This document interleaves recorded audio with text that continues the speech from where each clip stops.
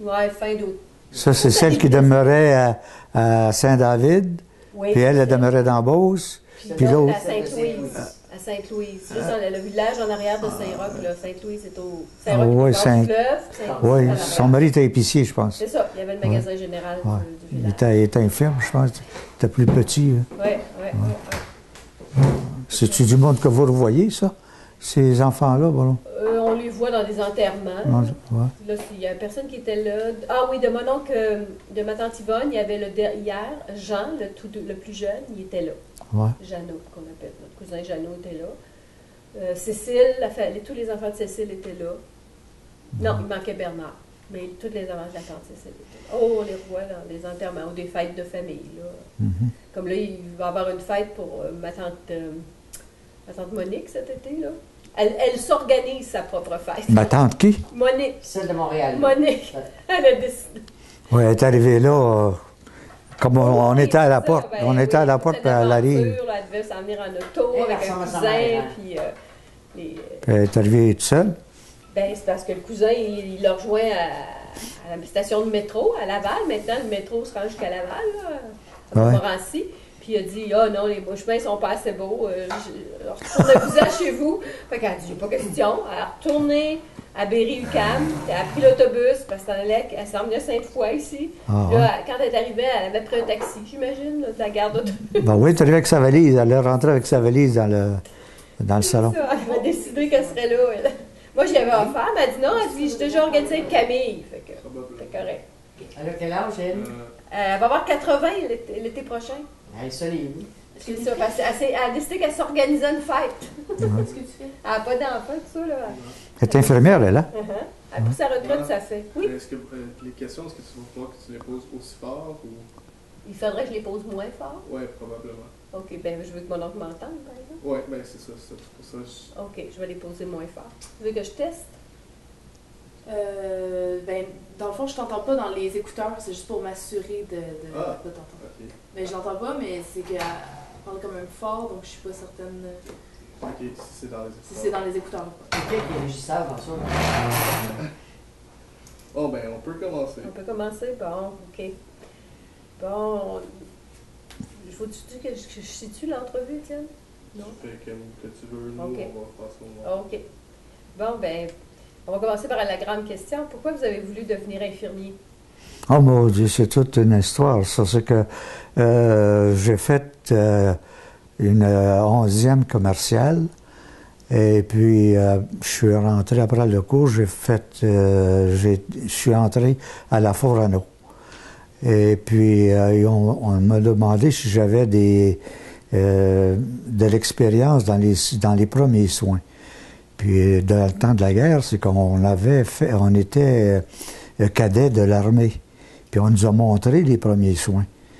Alors, j'ai dit oui. Alors, ils m'ont engagé comme infirmier pour répondre aux premiers soins des employés de la Forano qui se blessaient. Ça me donnait 10 $ de plus par semaine. Oh. Ça fait que, pendant ce temps-là, c'était une bonne... Mais je commençais à 7 heures du matin, par exemple. Alors que toutes les autres commençaient à 8 heures. Parce que les employés commençaient à 7 heures. Alors, et puis, c'est là que le goût m'est venu de prendre le cours. D'abord, j'ai commencé par m'informer. Est-ce que le cours pour les hommes se faisait? Et puis, le chef du personnel qu'on avait me dit oui, il se donne. Mais il dit où? Je ne le sais pas. Fait que lui, il me dit, communique avec les hôpitaux de Québec, puis ils vont te le dire. Alors, j'ai communiqué avec les hôpitaux de Québec. Et puis, l'hôtel-dieu de Lévis m'a répondu que oui, il donnait le cours pour les infirmiers. Mais dans quelle année, à peu près, à ce moment-là? En 1951. Et puis l'entrée à l'école est en février 52. Ça m'a pris 1 an parce que j'étais chef de service pour la publicité écrite, comme les circulaires, ces choses-là. Là. J'avais du personnel sur mes ordres. Et alors, moi, il fallait que je prépare la succession, parce que celui qui entrait, il n'y avait pas de personne qui pouvait prendre la succession. Alors, moi, il fallait tout que j'écrive tout ce que j'avais à faire. Et puis après ça, il est entré un vétéran. C'était à la fin de la guerre, ça. Il est rentré un vétéran pour apprendre le travail qu'il avait à faire là. Et puis là, en 1952, en février 52, je suis entré à l'Hôtel de Lévis comme étudiant infirmier. Et puis... Une question, je vais revenir en arrière. Quand vous avez dit j'ai été au premier soin, au premier soin à la Forano, mais qu'est-ce qui vous plaisait dans les soins? Tout. J'ai tout de suite trouvé ça très intéressant. La moindre petite chose. Puis j'ai eu affaire à traiter des doigts coupés, puis mon Dieu, puis on montait à l'hôpital tout de suite. On avait un hôpital à Plessisville dans ce temps-là. Et puis, on montait tout de suite à l'hôpital, et puis je confiais ça, des doigts coupés. Là, entre autres, un gars qui a passé sur comment est-ce qu'on appelle ça, une raboteuse, quelque chose de même, tous les doigts. Les 4 doigts ont été coupés à partir en billets comme ça. Et puis, ça, c'est rien qu'un, ça. J'en ai monté plusieurs à l'hôpital comme ça. Puis des graines de métal qui leur arrivaient dans l'œil, j'enlevais... moi, je les enlevais pas. Mais je les soulageais avec un médicament, là, une goutte que je mettais dans l'œil. Après ça, je les envoyais chez le médecin parce que je n'avais pas le droit de faire des actes chirurgicaux. Je n'avais pas le droit de faire ça. Alors, stabiliser, empêcher l'hémorragie. Ouais. Puis des coupures, là, des doigts, ça, j'en avais des graines de sable dans les yeux, des maux de tête, des indigestions. On entrait, puis ça sonnait. Il y avait une porte qui avait une sonnette organisée sur ça. Alors, ça sonnait, alors je répondais tout de suite. Ça pouvait être combien de personnes par jour? C'était sûrement tous les jours. Oh mon Dieu, il y a des journées, je pouvais en avoir une vingtaine. D'autres journées, je pouvais en avoir seulement que 3 ou 4. Mais j'en avais tous les jours. Ça, c'était régulier, ça. Une journée sans avoir des blessés, je n'avais pas. Je m'en souviens, entre autres, qu'il y a un type il avait reçu une barre de fer sur la lèvre ici. Puis c'était perforé jusqu'aux dents. Barre en barre. Barre en barre. Puis ça, ben, je sais pas si j'ai bien fait, mais je l'ai guéri moi-même. On avait un plaster liquide. Oui. En mettant ça automatiquement, ça faisait. Alors j'ai tout désinfecté ça bien comme il faut. Et puis j'ai mis le plaster liquide sur ça. Puis j'ai dit attends, on va voir. Le gars vient me revoir au bout de 3 jours, il dit tout est guéri. Alors j'étais bien content. Et puis, comme il y en a un autre aussi qui m'est arrivé avec une oreille complètement coupée. On prenait l'oreille, là, puis on glissait ça.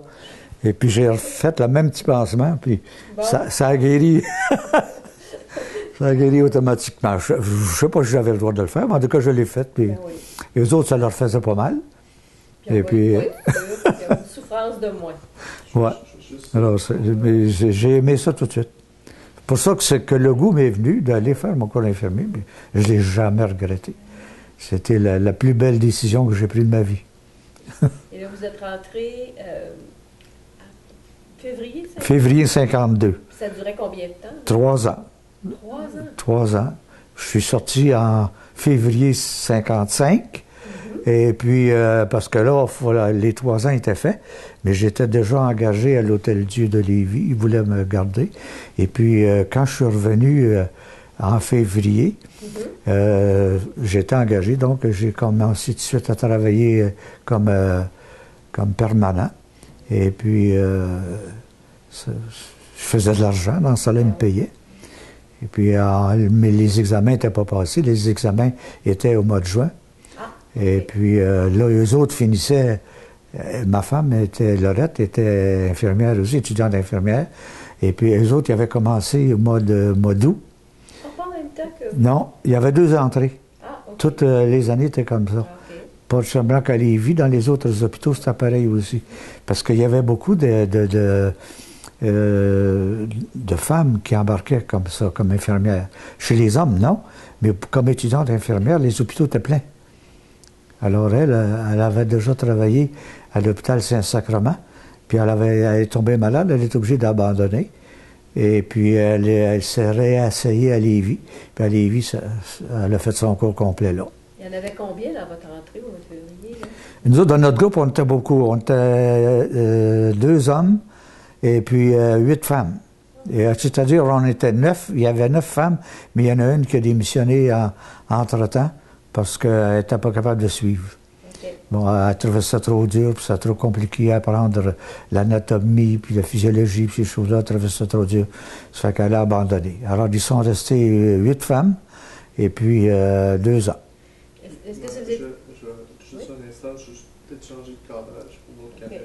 d'accord. Merci. Je voulais juste revenir, 10 par semaine de plus, c'était quoi le salaire? Ça doublait votre salaire ou vous gagnez quoi? Je gagnais 20. Une belle augmentation. Quand j'ai. ça. Ben, Pour c'est le salaire. 10 c'est sur 100 c'est pas beaucoup. C'est Écoute, sur 100 moi, je sortais de l'école, là. Je sortais de l'école et puis j'avais pas d'expérience, donc ils me donnaient 20 avec mon. bonus de... Mais c'était pas par semaine, c'était par mois, ça, là. Faut pas t'oublier ça. C'est 20 par semaine que vous gagnez ou 20 par mois? 20 $ par semaine. Puis, Le bonus, c'était dans le fond 2,50 par semaine. ouais, c'est ça. Ça me faisait 22,50 $ par semaine. Ça me donnait 10 $ par mois. Je commençais à 7 h du matin jusqu'à 5 h le soir. 1 heure pour dîner. Ouais, c'est pas cher de l'heure. Pour les responsables. Est-ce que vous Ouais, étiez mais le seul écoute, dans l'usine? Pardon? C'était le seul dans l'usine qui faisait ça? Le premier? Oui, j'étais tout seul. On n'a pas besoin d'être deux. Oui, mais quand même, là, c'est tout le temps. Il y avait quoi? À Forano, dans ce temps-là, il y avait une couple de 100 employés. Mais ça, je me Aux demandais alentours de ça, c'était jour et nuit. Hein, c'était 24 heures? Déjà, tout le temps. 24 heures par jour. Ça se remplaçait. Ouais. C'était une grosse usine. Ça a fait faillite, là, mais j'ai jamais compris pourquoi que ça a fait faillite. Parce qu'il y avait du travail là. Il y avait des contrats épouvantables. Ouais. Beaucoup Mais de il y avait travail. surtout des gens qui se blessaient, mais il n'y avait pas comme des crises cardiaques, des choses. La main-d'œuvre était jeune. J'ai eu des malaises. J'avais, dans ce temps-là, je les assoyais, je leur passais quelque chose, pour aspirer. Là, alors, je me souviens. C'était très, très fort, en tout cas. oui. Ammoniac. Ammoniac. Je passais de l'ammoniac, puis je leur donnais un petit cognac. J'avais une bouteille de cognac, puis je leur donnais un petit cognac, puis je les assoyais dans la chaise.